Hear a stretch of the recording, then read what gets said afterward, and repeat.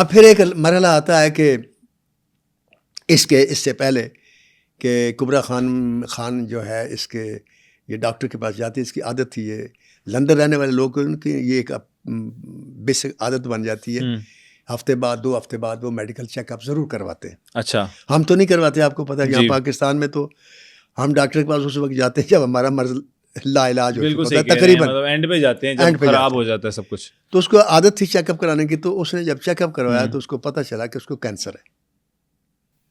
Doctors ने कहा कि आपके अंदर कैंसर है, ये जरासीम है।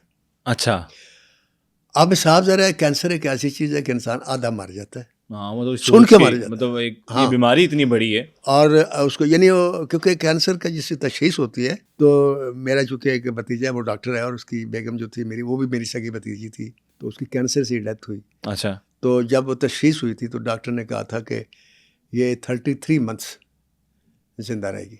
अच्छा, अब 33 मंथ्स जो अब ये तशखीस के बाद कोई भी कैंसर का जो मरीज़ है ना, उसकी ज़्यादा से ज़्यादा एज जो 3 साल होती है, ठीक है, उसके बाद वो मर जाता है। तो 3 साल उन्होंने बताई और 33 मंथ्स के अंदर वो उसकी डेथ हो गई। मैं ये आपको तफसील इसलिए बताया कि इंसान कैंसर का सुनकर आधा मर जाता है, लेकिन कुबरा खान ये सुनकर मरी नहीं, उसने इस पर दिल पर लिया नहीं। तो उसने कहा ये अगर है तो फिर इसका इलाज करें। हाँ, और उसने इलाज करवाया। अब उसमें एक विल पावर जो है ना वो बड़ा काउंट करती है।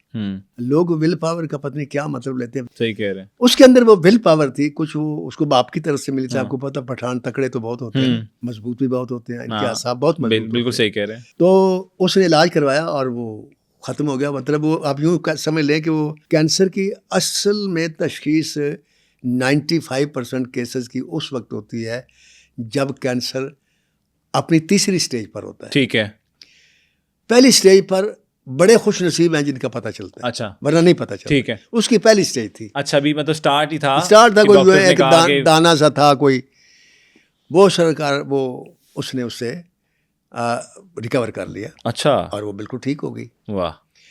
अब जब बिल्कुल ठीक हो गई तो अब देखें ये एक नेचुरल सी बात है कि जिस वक्त इंसान किसी खौफनाक हादसे से बचता है तो उसकी लाइफ में एक चेंज आती है। ये मेरी पर्सनल एक रीडिंग है। ठीक है, कि मैं बमा गाड़ी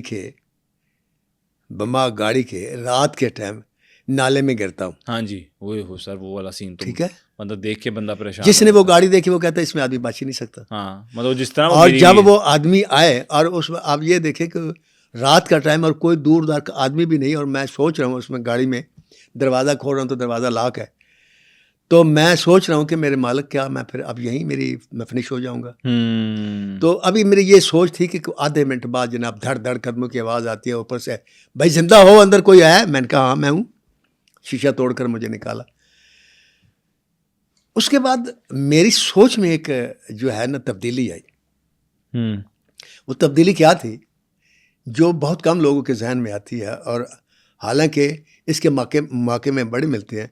हम अपने हाथों से जनाजा दफनाते। हाँ जी, एक यंग आदमी का अचानक मर गया, हाँ जी, दफना के फिर हम अपनी बातों में लग जाते हैं। ऐसे ही हमारी सोच नहीं बदलती।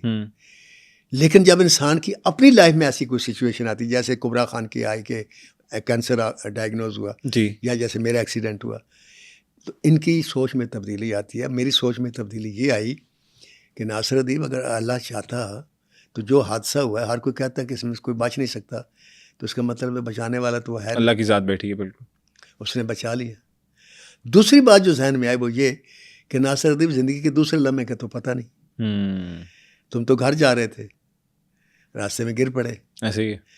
तो इस किस्म के हादसे जो है किसी वक्त पे असर लिहाजा ज़िंदगी ये सोच कर गुजारो कि यार मैं किसी लम्हे भी इस दुनिया से जा सकता हूँ। बिल्कुल ठीक कह रहे हैं। तो किसी के साथ ज्यादती करते हुए ये सोचो यार इससे पत्नी माफ़ी मांगने का मौका फिर ना मिले तो ज्यादती मत कर और ज़िंदगी को एंजॉय करो। जो लाइफ तुम्हें मिली है इसको एंजॉय करो। ठीक है। तो कुबरा खान भी, मेरा ख्याल है जब ये उसका हादसा हुआ और रिकवर हो गई तो उसने सोचा होगा कि यार ज़िंदगी में अब आगे भी बढ़ना चाहिए। हाँ।